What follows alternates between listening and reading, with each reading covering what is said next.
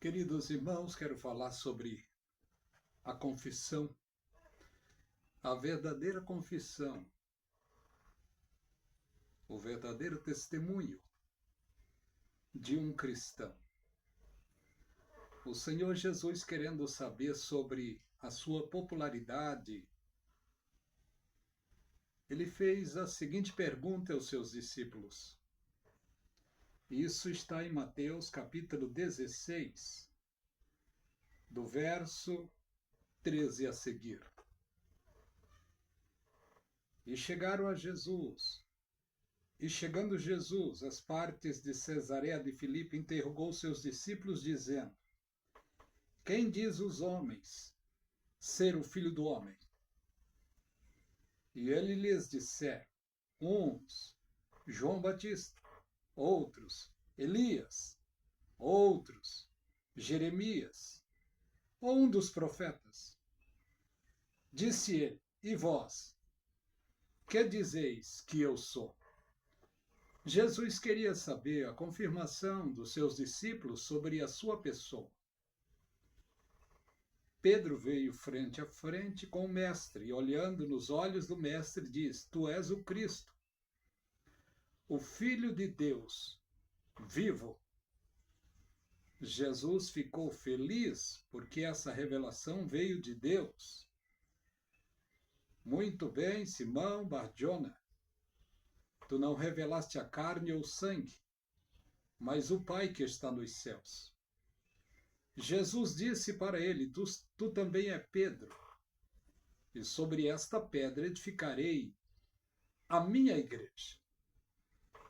A igreja do Senhor Jesus Cristo está edificada sobre uma confissão verdadeira, sólida.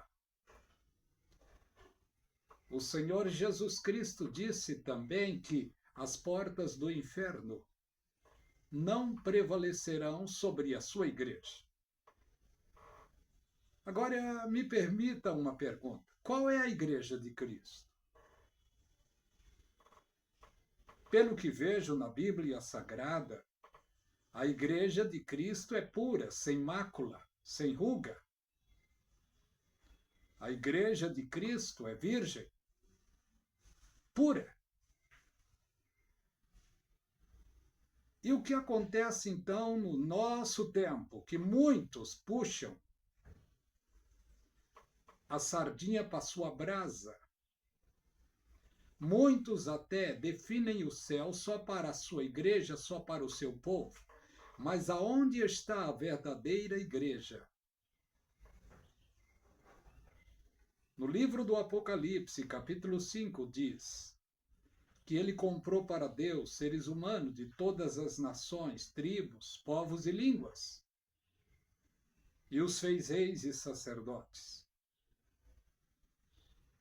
Aonde está a igreja verdadeira? Há muita confusão nesse sentido. Há um labirinto no meio religioso, um grande labirinto que traz muita confusão. Porque vemos hoje, os nossos dias, igreja de todos os jeitos, de todas as maneiras, ministérios de todas as formas. Vamos ver o que é bíblico e o que não é bíblico. Vamos analisar uma coisa. No Velho Testamento, a religião era judaica. A doutrina para eles, 10 mandamentos, 613 preceitos de lei. Quem eram os líderes? Qual eram as pessoas que tinham o privilégio de ter a visita do Espírito Santo sobre eles?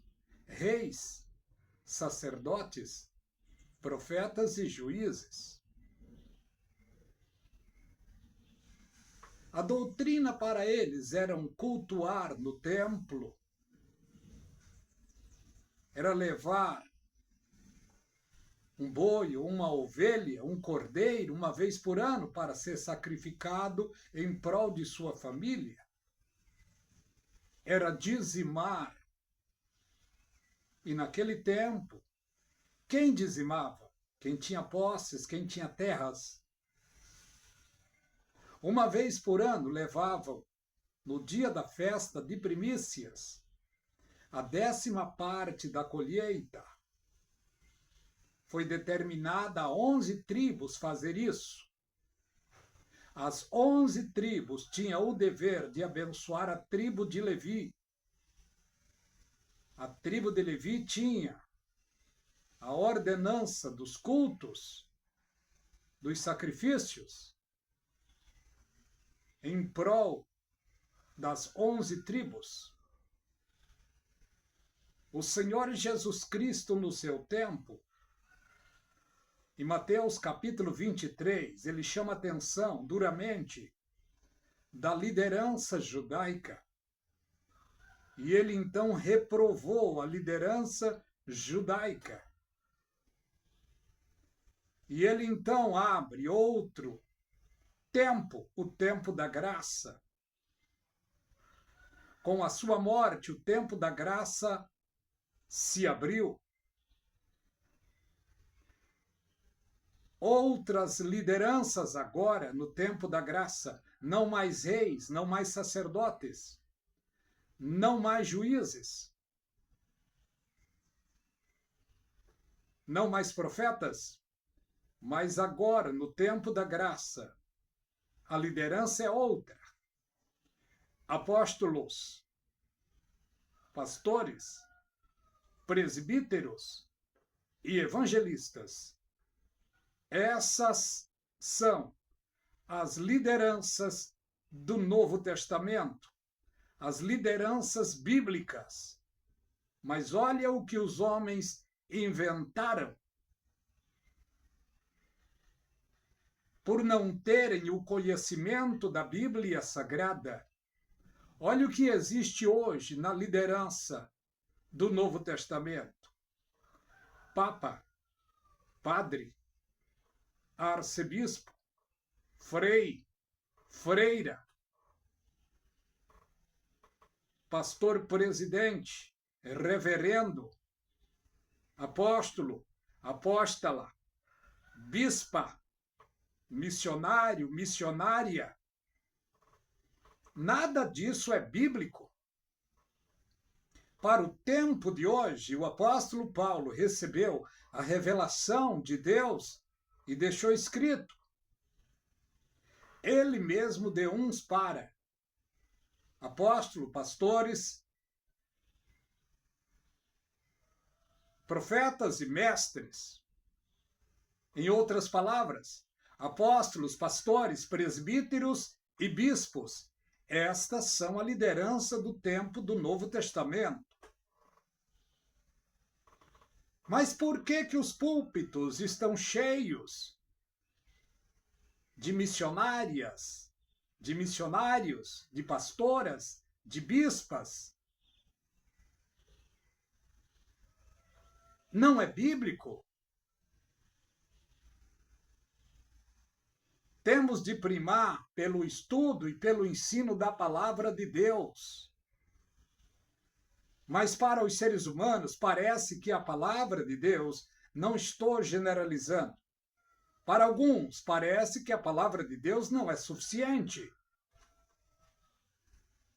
Deus já estabeleceu em sua palavra os pontos doutrinários para a sua igreja.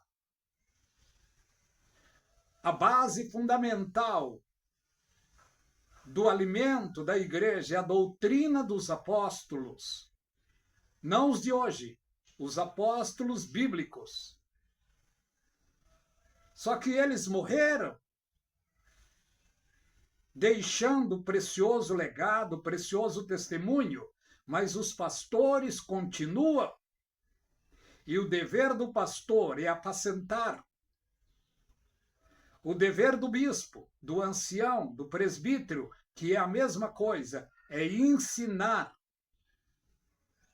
Só que em muitas igrejas, os presbíteros não são valorizados, mas a Bíblia valoriza o presbitério.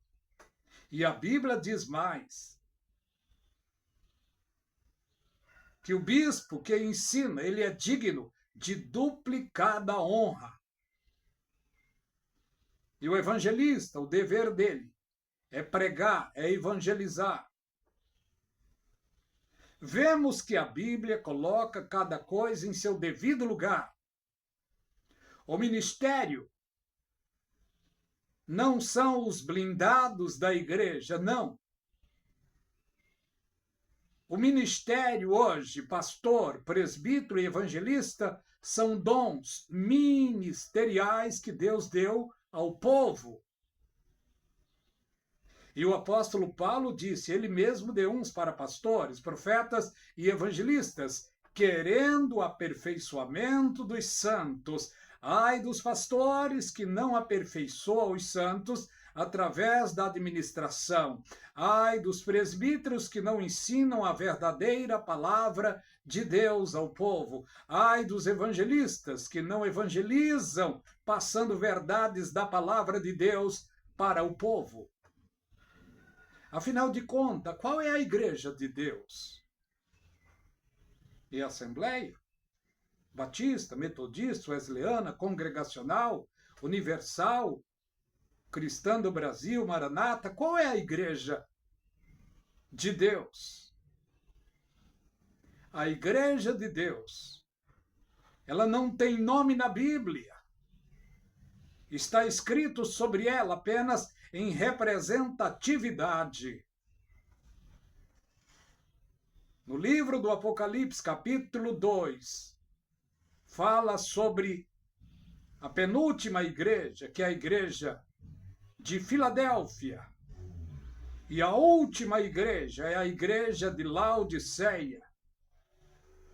A igreja de Laodiceia é a igreja do último tempo profético. É o tempo em que estamos. Estamos no tempo da igreja de Laodiceia. Mas não pertencemos à igreja de Laodiceia, pertencemos à igreja de Filadélfia. A igreja de Filadélfia não passará pela grande tribulação. A igreja de Laodiceia, sim, passará pela grande tribulação. Por quê? Biblicamente, a Bíblia diz que eles eram mornos. Não era frio e nem quente, eram mornos. E Jesus disse, vomitar-te-ei da minha boca. Jesus jamais vomitará de sua boca a igreja verdadeira, aquela a qual ele disse, as portas do inferno não prevalecerão sobre a minha igreja. Quando vemos hoje os ministérios, as igrejas de hoje, escândalos e mais escândalos estão predominando. Mas a igreja de Cristo, a igreja que não vemos, mas ela está atuante, ela é pura, ela é sem mácula, ela é virgem e ela será arrebatada. Cabe a cada um de nós nos esforçarmos para permanecermos de pé diante de Deus em meio a uma geração mau e perversa. Jesus Cristo disse para a sua igreja verdadeira, no mundo tereis aflições. Tende bom ânimo, eu venci o mundo. O apóstolo Paulo também advertiu a igreja. O apóstolo Pedro também advertiu a igreja com preciosos ensinos. Eu vou parar por aqui para o vídeo não ficar muito longo. Se você gostar dessa meditação, compartilhe, dê seu like, se inscreva no canal A Voz do Atalaia.